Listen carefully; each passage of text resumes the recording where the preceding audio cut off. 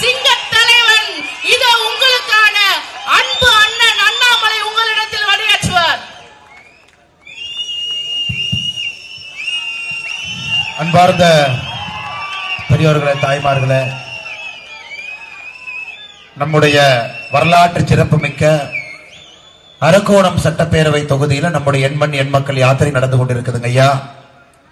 ஒரு பெரும் எழுச்சியோடு மணி 10:30 மணியை தாண்டியும் கூட நம்முடைய சகோதர சகோதரிகள் இந்த அற்புதமான யாத்திரையில கலந்து கொண்டு ஒரு புதிய அரசியல் வரலாறு படைப்பதற்கு தயாராக இங்கே நின்று கொண்டிருக்கின்றோம். அரக்கோணம் மண்ணை பொறுத்தவரை வேறு வேறு காலகட்டத்தில் பல்லவ மன்னர்களால் சோழ மன்னர்களால் ஆண்ட ஒரு மண். தென்னிந்திய அரசியலை திருப்பி போட்ட சோழ பேரரசுக்கும் ராஷ்டிர கூட்டர்களுக்கும் நடந்த மிகப்பெரிய போர் 945 பிசி நடந்த மண். அதன் பிறகுதாங்க ஐயா தமிழகத்திலே நாம் சேரர் சோழர் பாண்டியம் என்ன சொல்றோமோ, சோழ மன்னர்களுடைய ஆதிக்கம் தமிழகத்திலே அதிகமாவதற்கு அந்த போர் ஒரு மிக முக்கிய காரணம். ராஷ்டிர கூட்டர்களை தோற்கடித்து தமிழகத்திலே மிக முக்கிய ஒரு பேரரசாக வந்தார். தக்கோலத்திலே நடந்திருக்கிறது. இன்னைக்கு இந்த மண்ணில் இருக்கக்கூடிய அற்புதமான கோவிலுங்க ஐயா, தக்கோலத்தில் இருக்கக்கூடிய ஜலநாதீஸ்வரர் கோவில், கங்காதீஸ்வரர் கோவில் எல்லாருமே 1000 ஆண்டுகளுக்கு மேலே வரலாற்று பெருமையை தாங்கி நின்று கொண்டிருக்கக்கூடிய அற்புதமான கோவிலுங்க ஐயா. இருக்கக்கூடிய கோதண்டராமசாமி ஆலயம் வரலாற்று சிறப்புமிக்க கோவிலும் அதுவும் இருக்குதுங்க ஐயா. தென்னிந்தியாவில் முதலாக மும்பையிலிருந்து நம்முடைய ராயபுரம் பழைய சென்னை அதற்கு ட்ரெயின் வந்த பொழுதுங்க ஐயா, அந்த முதல் ட்ரெயின் நம்முடைய அரக்கோணம் ஜங்ஷனை தாண்டி தாங்க ஐயா போச்சு. நிறைய வரலாற்று சிறப்பு இந்த தொகுதிக்கு இருக்கிறது. அதை தாண்டிங்க ஐயா தெற்காசியாவிலே மிக நீளமாக ரன்வே இருக்கக்கூடிய INS ராஜாலி கடற்படை விமான நிலையம் இங்க இருக்கு. நம்முடைய நாட்டிற்கு மிக முக்கியமாக ஒரு ஸ்ட்ராட்டஜிக் அசெட்டுங்க ஐயா. இந்தியாவிலே 2வது பெரிய FCI குடோன் இருக்கக்கூடியது கூட நம்முடைய அரக்கோணத்துல தாங்க. இப்படிப்பட்ட மிக முக்கியமான பல வரலாற்று சிறப்புகள் இந்த மண்ணில் இருக்குதுங்க ஐயா. அப்படிப்பட்ட மண்ணுக்கு வந்திருக்கின்றோம். பெரிய எழுச்சியோடு இந்த யாத்திரை நடந்து கொண்டிருக்கிறது. 188 தொகுதிகளை தாண்டி 189வது தொகுதியில் நின்று கொண்டிருந்தாலும் கூட அந்த எழுச்சி என்பது ஒரு நாளும் அதிகமாகிறதோ தவிர எப்பொழுதுமே குறையலைங்க ஐயா. மக்கள் அரசியலை உற்று பார்க்கின்றார்கள், இந்த யாத்திரையை உற்று பார்க்கின்றார்கள். தமிழகத்தினுடைய குரலாக இன்னைக்கு பாரதிய ஜனதா கட்சி இருக்குதுங்க ஐயா. மக்களுடைய பிரச்சனை எடுத்து பேசுகின்றோம், மக்களுக்காக போராடுகின்றோம். 32 மாதங்களாக திராவிட முன்னேற்ற கழகத்தினுடைய அரசு செய்யக்கூடிய தவறுகளை எல்லாம் மக்கள் மன்றத்திலே வெளிச்சம் போட்டு காட்டிக் கொண்டிருக்கின்றோம். இன்னைக்கு மக்கள் முடிவு செய்திருக்கின்றார்கள், உங்களுடைய கட்சி உங்களுடைய குரலாக பாரதிய ஜனதா கட்சி இருக்கிறது. 2024 பாராளுமன்ற தேர்தலில் நம்முடைய பாரத பிரதமர் நரேந்திர மோடி அவர்களை 3வது முறையாக தொடர்ந்து ஆட்சி கட்டளை அமர வைக்க வேண்டும் என்கின்ற தெளிவான ஒரு முடிவை நீங்க எடுத்திருக்கிறீங்க. இந்த யாத்திரையினுடைய எழுச்சி நமக்கு அது மட்டும் காட்டுதுங்க ஐயா. மோடி அவர்கள் 3வது முறையாக வர வேண்டும் என்பதிலே தெளிவாக நம்முடைய தமிழக மக்கள் இருக்கின்றார். கிராமமாக இருக்கட்டும், நகரமாக இருக்கட்டும், எப்படிப்பட்ட ஊராக இருக்கட்டும், தென் தமிழமாக இருக்கட்டும், கொங்கு பகுதியாக இருக்கட்டும், மத்திய மண்டலமாக இருக்கட்டும், டெல்டா பகுதியாக இருக்கட்டும், எங்கே சென்றாலும் கூட எழுச்சிக்கு எங்கேயுமே பஞ்சம் இல்லைங்க ஐயா. அதுவும் குறிப்பாக உங்களுடைய பாராளுமன்ற தொகுதி அரக்கோணம் பாராளுமன்ற தொகுதி இந்தியாவிலே பணம் அதிகமாக இருக்கக்கூடிய ஒரு பாராளுமன்ற உறுப்பினரை நீங்க பெற்றிருக்கிறீங்க. பணக்கார MP உங்களுக்கு. ஆனா திமுகவுக்கு மட்டும்தான், திராவிட முன்னேற்ற கழகத்துக்கு மட்டும்தான் நிறைகுடம், அரக்கோணத்திற்கு அவர் குறைகுடம் தான். அவனால் அரக்கோணத்துக்கு எந்த விதமான ஒரு பிரயோஜனமும் இல்லைங்க. அரக்கோணத்துக்கு உங்களுடைய MP-யால் ஏதாவது ஒரு பிரயோஜனம் இந்த 5 ஆண்டுகளில் நடந்திருக்குன்னு நீங்க கேட்டீங்கன்னா ஒன்றும் இந்த MP-யால் நடக்கலைங்க. இந்த MP-யால் நமக்கு அவர் பெயர் தான் வந்திருக்கு. ஜெகத் ரட்சகனா ஊழல்வாதியா, அவர் வீட்டில் வருமான வரித்துறை ரைடு பண்ணி 1250 கோடி ரூபாய் வரி ஏய்ப்பு கண்டுபிடிச்சிருக்காங்களா? எந்த தொகுதி? அரக்கோணம் தொகுதி. இது மட்டும்தாங்க ஐயா நம்ம ஊருக்கு ஒரு பேர் வாங்கி கொடுத்தது. இவர் நல்ல பேரெல்லாம் அரக்கோணத்தினுடைய பாராளுமன்ற தொகுதிக்கு எந்த விதமான ஒரு நல்ல பேரை இவர் வாங்கி கொடுக்கலைங்க ஐயா. இன்னைக்கு உங்களுக்கு தெரியும், ஜெகத் ரட்சகன் அவரை பொறுத்தவரை 50,000 கோடி ரூபாய்க்கு மேல அவர் வைத்திருக்கக்கூடிய சொத்தை பட்டியலிட்டு DMK Part 1 ஃபைல்ஸ் நாங்கள் வெளியிட்டிருந்தோம் ஐயா. வேறு வேறு வெளிநாட்டில் இருக்கக்கூடிய மைன்ஸ்ல இருந்து ஆரம்பித்து அவருடைய சாராய ஆலைகள்ல இருந்து எந்த அளவுக்கு ஒரு நிறைகுடமாக திராவிட முன்னேற்ற கழகத்திற்கு அவர் இருக்கின்றார் என்பதை நாங்கள் சுட்டிக்காட்டியிருந்தோம். சமீபத்தில் அவருடைய சொந்தமான இடத்துல வசிக்கக்கூடிய வீடுகள்ல வருமான வரித்துறை ரைடு பண்ணாங்க ஐயா. சில மாதங்களுக்கு முன்பு 1250 கோடி ரூபாய் வருமான ஏய்ப்பு செய்திருப்பதாக ஒரு பட்டியல் போட்டு பத்திரிகை அறிக்கை கொடுத்திருந்தான். தமிழகத்தில் இருக்கக்கூடிய எத்தனையோ ஊடகங்களோ செய்தித்தாள்களோ அதை பத்தி போடலிங்க ஐயா. என்ன வரி ஏய்ப்பு? 1250 கோடி ரூபாய் வரி ஏய்ப்பில்லைங்க ஐயா. 400 கோடி ரூபாய் அவர் நடத்தக்கூடிய மருத்துவ கல்லூரிகளுக்கு எம்பிபிஎஸ் சீட்டை டொனேஷனுக்கு வித்த காசை அக்கௌண்ட் கொண்டு வராம டொனேஷன் பணத்தை தனியாக 400 கோடி ரூபாய் கணக்கு எழுதிங்க ஐயா. அவர் நடத்தக்கூடிய சாராய ஆலைக்கு, சாராய ஆலைனா அதற்கான பொருளை வாங்கித்தான் சாராயம் தயாரிப்பாங்க ஐயா. அந்த பொருட்களை வாங்கியதாக இவராக எழுதிய கணக்கு 500 கோடி. 400 கோடி 500 கோடி 900 கோடி ஆச்சு ஐயா. அவர் நடத்தக்கூடிய அறக்கட்டளையினுடைய பணத்தை தன்னுடைய சொந்த செலவுக்காக ஹைதராபாத்திலே ஒரு நிறுவனம் வாங்குவதற்காக திருப்பி விடப்பட்ட பணம் 300 கோடி. 900 கோடி 300 கோடி சேர்த்துனீங்கன்னா 1200 கோடிங்க ஐயா. 25 கோடி ரூபாய் ஸ்காலர்ஷிப் கொடுப்பதாக யாருக்குமே ஸ்காலர்ஷிப் கொடுக்காம அவர் நடத்தக்கூடிய கல்லூரியில் எழுதப்பட்ட பொய் கணக்கு 25 கோடி. அப்ப 1225 கோடி. இன்னொரு 25 கோடிங்க ஐயா அந்த புரோக்கர் ஃபீ. இந்த காலேஜுக்கு தனியார் மருத்துவ சீட்டை நம்ம விற்பதற்கு இடையில புரோக்கர் வந்து அந்த சீட்டை ஒரு ஆள்கிட்ட கொடுத்து பணத்தை வாங்கி கொடுப்பார். அவர்களுக்கு கொடுக்கப்பட்ட கமிஷன் ஃபீ 25 கோடி. ஆக மொத்தம் 1250 கோடி ரூபாய் இந்த பாராளுமன்ற தொகுதியினுடைய எம்பி வரி ஏய்ப்பு செய்திருப்பதாக வருமான வரித்துறையினர் ரைட்ல கண்டுபிடித்து நடவடிக்கை எடுத்திருக்கிறான். இதுலதாங்க ஐயா நீட் ரகசியமே இங்கதாங்க ஐயா இருக்கு. தமிழ்நாட்டில் ஏன் டாஸ்மார்க்க ஒழிக்க மாட்டாங்க? 2 ரகசியமே அண்ணன் ஜெகத்ரட்சகன் அவர் கையில தான் இருக்கு. 2 ரகசியமே அவர் 2 கையில இருக்கு. நாங்கள் இதற்கு முன்பு தொகுதிங்க ஐயா சோளிங்கர் தொகுதியை முடித்து விட்டு வந்தோம். சோளிங்கர் தொகுதியை முடித்து விட்டு வரும் பொழுது ஒரு இடத்துல பெண்கள்லாம் நம்மளை மறிச்சிட்டாங்க. மறிச்சண்ணே இந்த டாஸ்மார்க் கடைங்க ரொம்ப நாளா இருக்கு, இது பக்கத்திலே பாருங்க ஒரு போண்டா போடுற கடையும் இன்னொரு ஃப்ரைட் ரைஸ் விற்கிற கடையும் ஒட்டியே இருக்கிறானுங்க. இங்க குடிப்பாங்க, அங்க போய் உட்காருவாங்க. பெண்கள்லாம் அந்த பகுதியில் நடந்தே போக முடியலங்கன்னா சின்ன கல்லூரிக்கு போகக்கூடிய பெண்கள் போனா கேலி பேசுறாங்க. நீ இந்த கடையை மூடிட்டு நீ நடந்து போன, இந்த கடை இப்பவே நீ மூடிட்டு தான் போனோம், நடந்து போனேன். எப்படி அந்த சகோதரிக்கு சொல்வேன், இந்த கடையிலே விற்கக்கூடிய சாராயத்துல 44% அண்ணன் ஜெகத்ரட்சகன் அவர் கொடுக்கிறாருன்னு எப்படி நான் சொல்லுவாங்க? இன்னைக்கு இந்த பாராளுமன்ற தொகுதியினுடைய எம்பியாக இருப்பவரு தமிழகம் இன்னைக்கு மக்கள் 18 வயசிலிருந்து 60 வயசுக்குள்ள 20% ஆண்கள் மதுவுக்கு அடிமையாயிருக்கின்றார்கள் என்றால் அதற்கு ஒரு மிக முக்கிய காரணமாக இந்த பகுதியினுடைய எம்பி ஜெகத்ரட்சகன் அவங்க இருக்கிறாங்க. நடத்தக்கூடிய சாராயாலை அவருக்கும் டிஆர் பாலு இவர்களுடைய சாராயாலை 2 மட்டுமே. டாஸ்மார்க் கடை ஒரு மாதத்திற்கு வரக்கூடிய மொத்த கொள்முதல்ல 44% 2 கடைகள் மட்டும். அப்படி இருக்கும்போது திமுக காரை எப்படிங்க டாஸ்மார்க் மூடுவான்? டாஸ்மார்க் மூடுவதற்கு வாய்ப்பே இல்லை. எங்க இருக்கக்கூடிய ஜெகத்ரட்சகனுடைய சாராய ஆலையிலும் தாங்க சாராய போதும். இது ஒரு ரகசியம், டாஸ்மார்க்கை ஒழிப்பதற்கான ரகசியம். இன்னொரு பக்கம் திமுக காரன் நீட்டை ஒழிப்பேன்னு கிளம்பி இருக்கிறான். நீட்டு வேண்டாம், நீட்டு விலக்கு வேண்டும் அப்படின்னு. அதுக்கு 50 லட்சம் பேர்த்துக்கிட்ட கையெழுத்து வாங்குவோம்னு சொல்லிட்டு தமிழ்நாடு ஃபுல்லா சுத்திட்டுங்க ஐயா. சமீபத்தில் சேலத்துல இளைஞர் அணி மாநாடு நடந்துச்சு. உங்களுக்கு தெரியும், இளைஞர் அணி மாநாட பார்த்தீங்க. இளைஞர் அணி மாநாடு எப்படி நடந்ததுன்னு நான் சொல்ல வேண்டாங்க ஐயா. ஆனால் இளைஞர் அணி மாநாட்டை சுற்றி இருக்கக்கூடிய குப்பை தொட்டியில இந்த நீட்டு விலக்கு வேண்டும் என்று பெறப்பட்ட கையெழுத்து 25 பைசா போஸ்ட் கார்டு அதுக்குள்ளதாங்க ஐயா இருந்துச்சு. அதை எங்க எடுத்துட்டு போனாங்க, எத்தனை மக்கள் கையெழுத்து போட்டாங்க, அதை பத்தி திமுக கார வெள்ளை அறிக்கை வெளியிட்டானுங்களாங்க ஐயா. திராவிட முன்னேற்ற கழகத்துக்கும் தெரியும், அவர்களுடைய தொண்டர்களுக்கு அரசு மருத்துவ கல்லூரியிலே சீட்டு வேண்டும் என்றால் நீட்டு வேண்டும் என்பது திராவிட முன்னேற்ற கழகத்தினுடைய தொண்டர்களுக்கும் தெரியும். எப்படி போய் கையெழுத்து வாங்குவாங்க ஐயா? இன்னைக்கு ஜெகத்ரட்சகன் அவர் மேல நடந்த இந்த வருமான வரித்துறை நிறைய நடந்திருக்குதுங்க ஐயா. அது சமீபத்தில் நடந்த, நான் சொன்ன ரைட் எதுக்கு நடந்ததுனாங்க ஐயா, அவருடைய பாலாஜி மருத்துவக் கல்லூரியில் ஒரு பையன் படிக்கிறான். 25 லட்சம் ரூபாய் பணம் கொடுத்து படிக்கிறான். பையனுடைய பெயர் ஃபாசுதீன். திமுக நடத்துற அந்த நீட் ஒழிப்பு மேடையில அவன் மேடைக்கு ஏறான். உதயநிதி ஸ்டாலின் உட்கார்ந்து மேடைக்கு எடுத்து மைக் எடுத்து பேசுறான். நான் பாருங்க எவ்வளவு கஷ்டப்பட்டு படிக்கிறேன், எங்க அப்பா 25 லட்சம் ரூபாய் பணம் கொடுத்து படிக்க வைக்கிறான். உடனே அங்க இருக்கிற பிரஸ் ரிப்போர்ட்டர் கேட்கிறார், தம்பி எங்க தம்பி படிக்கிறேன் நீ? நான் பாலாஜி மெடிக்கல் காலேஜ்ல 25 லட்சம் ரூபாய் கொடுத்து படிக்கிறேன் அப்படின்னு. அவ்வளவுதான். இன்கம் டாக்ஸ்காரர் 2 நாள்ல கிளம்பி வந்துட்டான். ஒரு இடத்துல ரைடு பண்ணி 1250 கோடி ரூபாய் பிடிச்சிட்டு போயிருக்கிறான். ஐயா, நீங்கள் புரிந்து கொள்ள வேண்டும், திராவிட முன்னேற்ற கழகம் இன்னைக்கு 6வது முறையாக தமிழகத்தில் ஆட்சியில் இருக்கிறார். 2021க்கு முன்பு 5 முறை இருந்தாங்க. கலைஞர் கருணாநிதி அவர்கள் பெரும்பாலும் அதில் இருந்தாங்க. அண்ணாதுரை ஐயா அவர்கள் 2 ஆண்டுகள் இருந்தாங்க. இப்ப திராவிட முன்னேற்ற கழகம் 6வது முறையை ஆட்சியில் இருக்கு. இவங்க 5 முறை ஆட்சியில் இருந்து தமிழகத்திற்கு கொண்டு வந்த அரசு மருத்துவ கல்லூரிகள் 5 ஐயா.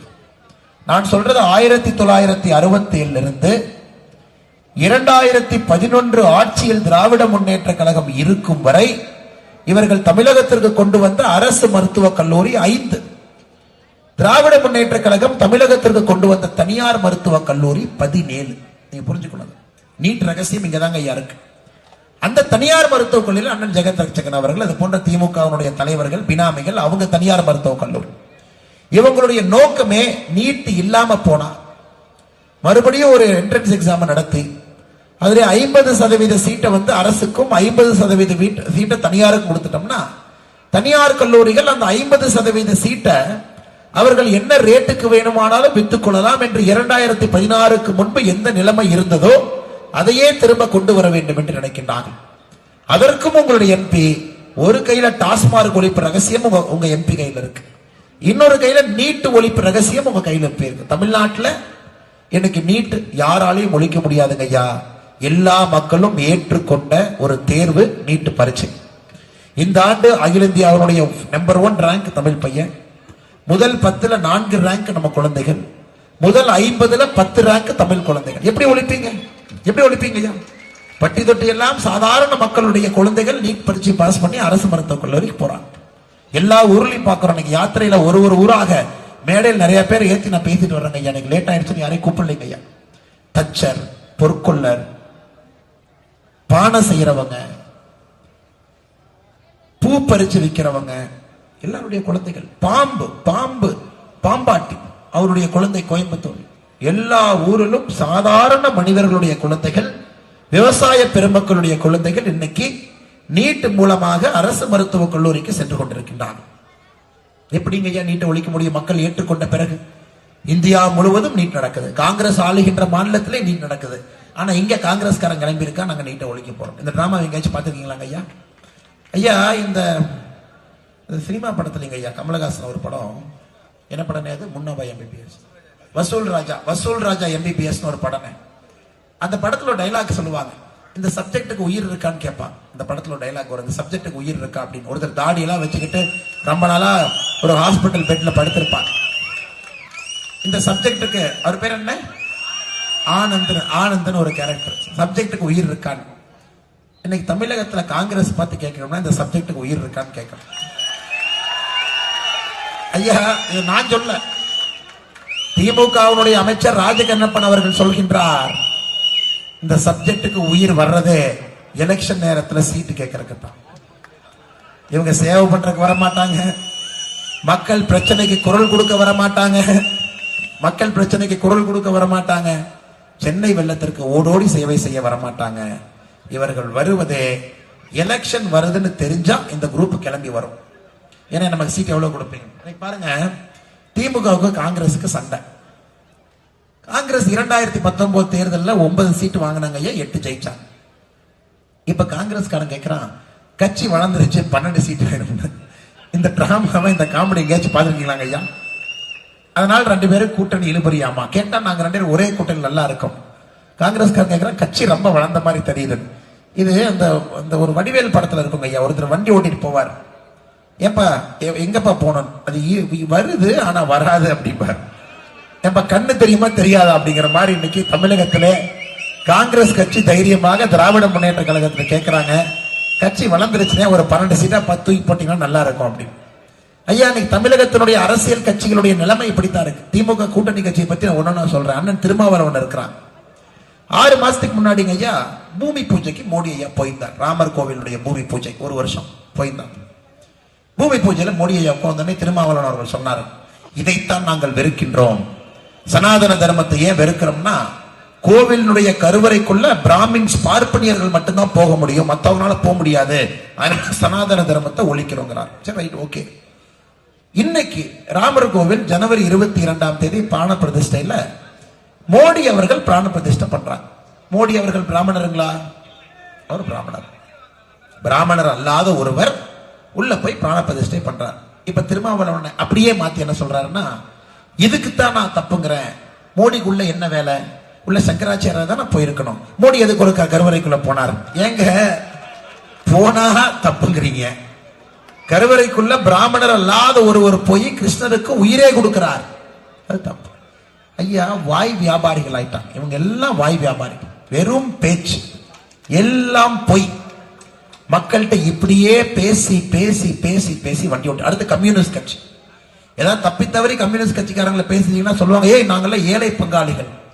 சமீபத்தில் பொன்முடி ஐயா, திருக்கோவில் ஒரு எம்எல்ஏ அமைச்சராக இருந்த பொன்முடி ஐயாவுக்கு தீர்ப்பு கொடுத்தாங்க, ஊழல்வாதி. இவர் 3 ஆண்டு கடுகாவல் தண்டனை. உடனே கம்யூனிஸ்ட் கட்சியில போய் கேட்கிறாங்க, அந்த தீர்ப்பை பத்தி உங்க கருத்து என்னன்னு. கம்யூனிஸ்ட் கட்சி சொல்லுது, நீதிபதி மேல கொஞ்சம் சந்தேகமா இருக்குப்பா. இந்த அநியாயத்தெல்லாம் பார்த்திருக்கீங்களா? ஏழை மக்களுடைய பணத்தை பிடுங்கி தமிழகத்தினுடைய கல்வி அமைச்சர் பொன்முடி அவர்கள் பணத்தை வச்சிருக்கார். 67% வருமானத்துக்கு அதிகமாக சொத்தை குவிச்சிருக்காங்க.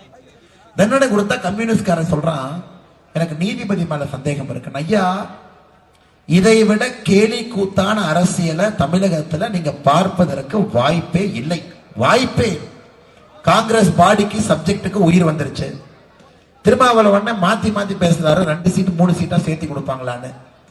கம்யூனிஸ்ட் கட்சி இன்னைக்கு இந்தியாவில் இருக்கிறது தமிழ்நாட்டில் கொஞ்சோண்டு இருக்கு, கேரளால கொஞ்சோண்டு இருக்கு. அதை தவிர எல்லா இடத்துலயும் கம்யூனிஸ்ட் கட்சி அந்த போர்டை நீட்டா தொடச்சு திருப்பி வச்சாச்சு. எங்கேயுமே கம்யூனிஸ்ட் கட்சி இல்லை. கம்யூனிஸ்ட் கட்சியினுடைய நிலைமை கேட்டா அவங்க என்ன சொல்றாங்கன்னா, எங்க கூட்டணி ரொம்ப பலமா இருக்கு அப்படின்னு. இது கூட்டணி பலமாங்க ஐயா? கூட்டணி பலங்களாது? இத்தனை பேர் சேர்ந்து கொண்டு எதற்காக கட்சி நடத்துறாங்கன்னே தெரியாம இருக்கிறான். சமீபத்தில் ஒரு நண்பர் கேட்டார், அண்ணே காங்கிரஸ் கட்சிக்கு வெளியே என்ன கடை போட்டா நல்லா ஓடுனேன். இப்ப பாரதிய ஜனதா கட்சிக்கு வெளியே பஜ்ஜி கடை போட்டா நல்லா ஓடும். நிறைய தொண்டர்கள் தலைவர்கள் மாற்று கட்சியிலிருந்து வந்து தினமும் இணைஞ்சுக்கிட்டே இருக்கிறாங்க. பஜ்ஜி கடை போட்டா டீ கடை போட்டா நம்ம சகோதரர் வந்து ஒரு பஜ்ஜி டீ சூடா சாப்பிட்டு போனோம். நான் சொன்னேன், பாரதிய ஜனதா கட்சிக்கு வெளியே ஒரு கடை போடனா பஜ்ஜி கடை போடுங்க. காங்கிரஸ் கட்சி எதிரே ஒரு கடை போட வேண்டும் என்றால் வேட்டி சட்டை கடை போடுங்க. நான் அவர் வந்துட்டு என்னன்னே முட்டாளா இருக்கிற நீ அதை இதை படிச்சிருக்கிற அதை படிச்சிருக்கிற, வேட்டி சட்டை எல்லாம் ஒரு கட்சி ஆபீஸ் வெளியே போட்டா எப்ப வரும்போதே வெள்ளை வேட்டி வெள்ளை சட்டை போட்டு வருவான், எப்ப என் கடைக்கு வந்து வாங்குவான். நான் சொன்ன, தலைவா உள்ள போகும்போது வெள்ளை வேட்டி வெள்ளை சட்டை போட்டு போவாங்க, ஆனா வெளியே வரும்போது சட்டை வேட்டி கிழிஞ்சு வெளியே வருவாங்க. அதான் சத்தியமூர்த்தி பவனுடைய மகிமை. ஏன்னா ஐயா இன்னைக்கு தமிழ்நாடு முழுவதும் பார்த்து கொண்டிருக்கின்றோம். கரூர்ல சகோதரி ஜோதிமணி அவர்கள் எம்பியா இருக்கிறாங்க. அங்க காங்கிரஸ் கட்சி ஒரு தீர்மானம் போடுறாங்க, ஜோதிமணி அவங்களுக்கு சீட்டு கொடுக்க கூடாது, திமுக சீட்டு கொடுக்கணும். என்னைய நிலைமை இப்படி ஆகி போச்சு. காங்கிரஸ் கட்சி தீர்மானம் போட்டு அவருடைய சொந்த எம்பிக்கு சீட்டு வேண்டாம், திராவிட முன்னேற்ற கழகத்துக்கு சீட்டு கொடுக்கணும். சரி, ஒரு மாவட்டம் பரவாயில்ல. சிவகங்கையில நேற்று முன்தினம் மீட்டிங் போட்டு காங்கிரஸ் கட்சிக்காரங்க இங்க கார்த்திக் சிதம்பரத்துக்கு சீட்டு கொடுக்க கூடாது, வேற யாராச்சும் சீட்டு கொடுங்க. ஏங்க நீங்களே உங்களுக்குள்ள சண்டை போட்டா அப்புறம் நாங்க எதுக்கு இருக்கிறோம்? அரசியல் கட்சி நாம எதுக்கு நடத்துறோம்? கட்சிக்குள்ளேயே மாற்றி மாற்றி. ஐயா இன்னைக்கு காங்கிரஸ் கட்சியை பொறுத்தவரை நேற்று பாரத பிரதமர் அவர்கள் மிகச் சிறப்பாக சொன்னார். பாராளுமன்றத்தில் பேசும்பொழுது சொன்னார்கள், 2014 தோல்வி, 2019 வரலாறு காணாத தோல்வி. காங்கிரஸ் சரித்திரத்திலே இவ்வளவு மோசமான எம்பிக்களை பெறவில்லைங்க ஐயா. சோ பிரதமர் அவர்கள் சொன்னாரு, இப்படியே பொய்ய பேசிட்டு நீங்க தெரிஞ்சீங்கன்னா மக்கள் அடுத்த தேர்தலில் எதிர்கட்சி வரிசையில இருந்து பார்வையாளர் வரிசையில் உட்கார வச்சிருவாங்க. அப்புறம் நீங்க நுழைவு கட்டணம், நுழைவு பாஸ் வாங்கிட்டு வந்து பார்வையாளர் கேலரியில் உட்கார்ந்து அந்த பார்லிமெண்ட்லயே பார்க்கணும். அந்த அளவுக்கு பொய் பேசக்கூடிய கட்சியா மாறிடுச்சு. நீங்க பாருங்க ஐயா, நம்ம மந்திரிங்க ஐயா, அவருக்கும் பேருக்கும் எந்த பொருத்தம் இல்லை. காந்தின்னு ஒருத்தர் இருக்கார் இல்லைங்களாங்க ஐயா? நம்ம மந்திரி காந்தி அவரு தானே? காந்தி தானுங்க ஐயா? ஐயா அந்த காலத்துல நம்ம ஊர்ல பேர் வைப்பாங்க. எப்படி பேர் வைப்பாங்க நாங்க ஐயா? ஒரு வீட்டுல முதல் குழந்தை, 2வது குழந்தை, 3வது குழந்தை, அப்பெல்லாம் உங்களுக்கு அந்த 100 ஆண்டுகளுக்கு முன்பு குழந்தை எல்லாம் பிறந்தொன்னு இறந்துருவாங்க ஐயா. மருத்துவ வசதிகள் அந்த அளவுக்கு இல்லை. அதை நிறுத்த வேண்டும் என்பதற்காக, விதியோடு விளையாட வேண்டும் என்பதற்காக 2வது குழந்தைக்கு ஆரோக்கியசாமின்னு பேர் வைப்பாங்க. அப்பனா குழந்தை ஆரோக்கியமா இருப்பாங்க, தப்பிச்சுக்குவாங்க அப்படின்னு. அப்படித்தான் குப்புசாமி, கந்தசாமி இந்த பேர்லாம் அப்படித்தாங்க ஐயா வந்துச்சு. ஆனா காந்தி ஐயாவுடைய தந்தை தாய் ரொம்ப நல்லவங்க. காந்தின்னு பேர் வச்சா காந்தி மாதிரி இருப்பாரு என்னமோ, காந்தின்னு பேர் வச்சான். காந்தி மாதிரி இவர் இருக்கும். இவர் என்ன பண்ணாருங்க ஐயா? 1994 கள்ளச்சாராயம் காய்ச்சினார். 1994 அவர் மீது குண்டா சட்டம் போடப்பட்டது. போய் ஒரு 6-7 மாசம் ஜெயில இருந்தார். இன்னைக்கு வெளியே வந்து இந்த மாவட்டத்தினுடைய பொறுப்பு அமைச்சராக இருக்கின்றார். இப்பதான் ஒரு ஊரை தாண்டி வந்தாங்க ஐயா. 120 கோடி ரூபாய்க்கு ஒரு வீடு கட்டிட்டு இருக்காருங்க ஐயா. 120 கோடி ரூபாய்க்கு இப்ப திமுக அமைச்சர்கள் இதான் ஃபேஷன். செந்தில் பாலாஜி 150 கோடி ரூபாய் கட்ட ஆரம்பிச்சு தான் புலால் சிறையில் இருக்கிறார். பார்த்து இந்த 100 கோடினாவே கொஞ்சம் டேஞ்சருங்க ஐயா. சில பேருக்கு புரிய மாட்டேங்குது. பளிங்கு கல், இட்டாலியன் மார்பிள், கிரனைட், ஊருக்கு நடுவுல 12 கிரவுண்ட் இடம். அப்புறம் காந்தி ஐயா அப்புறம் நீங்களே கூட்டி கழிச்சு பார்த்து கணக்கு பார்த்து 150 கோடி ரூபாய் கரூர்ல வீட்டை கட்டுறேன் செந்தில் பாலாஜி கிளம்பி தான் இன்னைக்கு புலால் சிறையிலே ஒரு அறையில 6 கார்ல உட்கார்ந்து இருக்கார். ஐயா, ஊழல்வாதிகளை விதி ஒரு நாள் இல்லை என்றால் ஒரு நாள் நிச்சயமாக பிடிக்கத்தான் போகுதல், எந்த மாற்று கருத்து இல்லைங்க. இன்னைக்கு காந்தி ஐயாவின் மீது ஒரு ஊழலை வெளியிட்டு விட்டு வந்தோம். அவருடைய சொந்த தொகுதியில் இன்னைக்கு காலையிலங்க ஐயா காந்தி ஐயா பண்ண புது ஊழல். ஒரு தம்பி சொன்னார், அண்ணே போனேன் போர் அடிக்குது, நீ மாசம் ஊழல் லிஸ்ட் ரிலீஸ் பண்ணிட்டு இருக்கிற, உனக்கு வேற வேலையே இல்லைன்னு. சினிமா படம் ரிலீஸ் பண்ற மாதிரி 1, 2, 3 உங்க வேற வேலை இருக்க. நான் சொன்னேன், இல்ல தம்பி, அதை பண்ணாதான் மக்களுக்கு தெரியும். இத்தனை ஊழல் பண்றாங்க, யாரோ ஒருத்தர் பேசணும். அது போர் அடிச்சா கூட மக்களுக்கு ஒரு லெவலுக்கு மேல ஐயோ இவ்வளவு ஊழல் பண்றாங்களா. இலவச வேட்டி சேலை காந்தி அண்ணா வாங்கி கொடுக்கிறாருங்க. 1.7 கோடி மக்களுக்கு, 1,70,00,000 மக்களுக்கு இலவச வேட்டி சேலை. ஐயா, வேட்டி 100% பருத்தியில செஞ்சிருக்கணும். காட்டன் 100% பருத்தி. வரும்போது ஒரு தம்பி எனக்கு ஒரு பருத்தி வேட்டி கொடுத்தாரு. உங்களுக்காக நான் நெஞ்சு கொண்டு வந்தனே, கண்டிப்பா இந்த வேட்டி கட்டணும். தம்பி இங்க இருக்காரான்னு தெரியல, அவங்க அப்பா நெஞ்சாங்கன்னு தம்பி கொண்டு வந்து கொடுத்துட்டு போனார். அவங்க இருக்கார பாருங்க தம்பி, 100% பருத்தியில் நெஞ்சு கொண்டு வந்தனே, நீங்க இதைத்தான் கட்டணும் இந்த வேட்டி. அதே போலதான் இந்த பொங்கலுக்கு கொடுக்கப்பட்ட இலவச வேட்டி சேலை என்பது 100% பருத்தியில பணம். சரி, வேட்டி வாங்கினவங்க நமக்கு அது பருத்தியா பாலிஸ்டர் யாருக்கு தெரியுங்க ஐயா. நமக்கு இன்னும் நேரம் இருக்காத போய் ஒரு லேப்ல கொடுத்து டெஸ்ட் பண்ணுங்க. என்னை மாதிரி வேலை இல்லாத ஒரு ஆளு அந்த வேட்டி கொண்டு போய் கோயம்புத்தூர்ல சிட்ரா லேப்ல கொடுத்து டெஸ்ட் பண்ணுங்க ஏன்னு கொடுத்தேன். நேற்று ரிசல்ட் வந்துச்சுங்க ஐயா. இந்த பொங்கல் தொகுப்புல கொடுத்த வேட்டி 78% பாலிஸ்டர், 22% காட்டன். இதுல என்னங்க ஐயா விஞ்ஞான ஊழல்? 1 கிலோ பருத்தி காட்டன் வாங்கினீங்க ஐயா 360 ரூபாய், 1 கிலோ பாலிஸ்டர் 160. அப்படி மாத்தி விட்டீங்கன்னா பணத்தை அப்படி அடிச்சிடலாம். அப்படி பாலில் இப்படித்தான் ஒரு 2 மாதத்துக்கு முன்பு ட்ரை பண்ணாங்க. கொழுப்பு சத்தை குறைத்து பாலை அதே விலையில கொடுத்தாங்க. அப்ப கொழுப்பு சத்து குறைஞ்சதுன்னா அந்த காசு உங்களுக்கு மிச்சம். இன்னைக்கு தமிழகத்துல ஐயா ரொம்ப கஷ்டத்துல இருக்கிறாங்க. அரசு எப்படி அரசு நடத்துவது என்று தெரியாம இன்னைக்கு ஒரு உத்தரவு பிறப்பிச்சிருக்கிறாங்க. உங்களுக்கு தெரியுங்க ஐயா, இன்னைக்கு பஞ்சாயத்து ஓரளவுக்கு ஒழுக்கமா இருக்குன்னா மத்திய அரசு நேரடியாக பஞ்சாயத்துக்கு நிதி கொடுக்கறாங்க. உங்க எல்லாத்துக்குமே தெரியுங்க ஐயா. பஞ்சாயத்து ராஜ் சட்டத்தின்படி மத்திய அரசு நேரடியாக ஒரு பஞ்சாயத்துக்கும் நேரா உங்க ஒரு பஞ்சாயத்துக்கு பணம் அனுப்பிடுறாங்க. இன்னைக்கு மாநில அரசு சொல்லியிருக்கிறாங்க, போன 9 ஆண்டுகள்ல மட்டும் மோடி ஐயா தமிழகத்தில் உள்ள பஞ்சாயத்து அமைப்புகளுக்கு நாம் நேரடியாக வழங்கிய நிதி 19,936 கோடி ரூபாய். 19,936 கோடி ரூபாய் பஞ்சாயத்து கொடுத்தோம் ஐயா. தமிழக அரசு இன்னைக்கு சொல்லியிருக்கிறாங்க, எல்லா பஞ்சாயத்தும் உங்க வங்கி கணக்கில் என்ன பணம் இருக்கோ அது அப்படியே டிஸ்ட்ரிக்ட் கருவூலத்துக்கு ட்ரெஷரிக்கு அனுப்பி விட்டுருங்கப்பா. இது இந்தியாலே தனியா எங்கேயும் பார்க்க மாட்டேங்க ஐயா. மாநில அரசு நடத்துவதற்கு பணம் இல்லை. 8,23,000 கோடி ரூபாய் கடன். திமுக வந்த பிறகு 32 மாதத்துல மட்டுமே 2,69,000 கோடி ரூபாய் புதிய கடன். ஒரு ரேஷன் அட்டையின் மீது இருக்கக்கூடிய கடன் 3,20,000 ரூபாய். நடத்த முடியும், பணம் இல்லை. இன்னும் ஒரு ஆண்டுல சம்பளத்துக்கு திண்டாட போகின்றோம். ஏன்னா எல்லாம் கொள்ளை, ஊழல் ஊழல். இன்னைக்கு ஒரு சுற்று போட்டிருக்கிறாங்க, ஒரு பஞ்சாயத்தினுடைய வங்கி கணக்கில் இருக்கக்கூடிய பேலன்ஸ் தொகையை அரசு கருவூலத்திற்கு உடனடியாக அனுப்ப வேண்டும். ஐயா, இது மோடி ஐயா பஞ்சாயத்திற்கு நேரடியாக கொடுத்திருக்கக்கூடிய பணம். பஞ்சாயத்து ராஜ் சட்டத்தின்படி அந்த பணம் உங்களுக்கு பயன்பட வேண்டும் என்பதற்காக. இன்னைக்கு இந்தியாவில எந்த மாநில அரசுமே பஞ்சாயத்தினுடைய பணத்தை கை வைக்கல. இன்னைக்கு தமிழக அரசு கை வச்சிருக்கிறான். அதனால திமுக அரசுக்கு என்னுடைய அன்பான வேண்டுகோள், இந்த பஞ்சாயத்துல போய் 1 கோடி 50 லட்சம் அவங்க எமர்ஜென்சி வச்சிருக்கிறத புடுங்காம ஜெகத் ரட்சகனுக்கு போன் பண்ணுங்க. 50,000 கோடி வச்சிருக்காரு, எவ்வளவு வேணுமோ கொடுத்து அனுப்புவார். அதை வச்சு கட்சி நடத்துங்க, ஆட்சி நடத்துங்க. இது எதற்காக இதை சொல்லுகின்றேன் என்றால், சகோதர சகோதரிகளே, முதலமைச்சர் ஐயா எங்க இருக்கிறாங்க இன்னைக்கு? ஸ்பெயினுக்கு. எதுக்குங்க ஸ்பெயினுக்கு போனாரு? முதலீட்டாளர் மாநாடுனார். துபாய்க்கு போனார் 2 ஆண்டுகளுக்கு முன்பு. இந்த துபாய்னாவே கொஞ்சம் பிரச்சனைங்க ஐயா. துபாயே பிரச்சனையான ஊரு தான், அடிக்கடி அங்க போறது தவிர்க்கணும். துபாய்க்கு போகும்போதே சொன்னா 6,000 கோடி வருதுனாரு. இது வரைக்கும் டீ குடிச்ச காசு 6 ரூபாய் வரலைங்க ஐயா. இதுவரை 6 ரூபாய் தமிழ்நாட்டுக்குள்ள துபாயில இருந்து வரல. 6 ரூபாய் வரல. நீங்க அந்த 1 கோடி 100 கோடி எல்லாம் மறந்துரு. அதன் பிறகு சிங்கப்பூர், ஜப்பான் போனார். எதுங்க முதலமைச்சர் சிங்கப்பூர் ஜப்பான் போறாரு? இல்லைங்க, தமிழ்நாட்டுல 2024 ஜனவரியில உலக முதலீட்டாளர் மாநாடு நடக்குது. அங்க எல்லாம் போய் அவங்கள கூப்பிட்டு இங்க வாங்க வாங்கன்னு கூப்பிடறக்காக போயிருக்கோம். அதனால முதலமைச்சர் போயிட்டு வந்தா பணம் எல்லாம் வராது, பட் உலக முதலீட்டாளர் மாநாட்டுக்கு வந்துருவாங்க. சரி, ரைட், ஓகே, வருவாங்க. உலக முதலீட்டாளர் மாநாடு முடிஞ்சிருச்சு. இப்போதைக்கு ஸ்பெயினுக்கு போறீங்கன்னா முதலீட்டுக்காக போறோம். ஏங்க இது என்னங்க காமெடியா இருக்கு? உலக முதலீட்டாளர் மாநாட்டுக்கு முன்னாடி நீங்க சுத்தினது எல்லாமே உலக முதலீட்டாளர் மாநாட்டுக்கு வாங்க வாங்கன்னு கூப்பிட போறோம். உலக முதலீட்டாளர்கள் மாநாடு நடந்து ஜனவரி மாசம் முடியறக்குள்ளேயே ஸ்பெயினுக்கு எதுக்கு போறாரு கேட்டா உலகம், அதுவும் ஸ்பெயின் 10 நாள். ஐயா, 10 நாள் நீங்க மனசு வச்சு நடந்தா ஸ்பெயின், பிரான்ஸ், இங்கிலாந்து எல்லாமே நடந்து போயிட்டு வந்துடலாம். நடந்து போற தூரம் தான் எல்லாம்.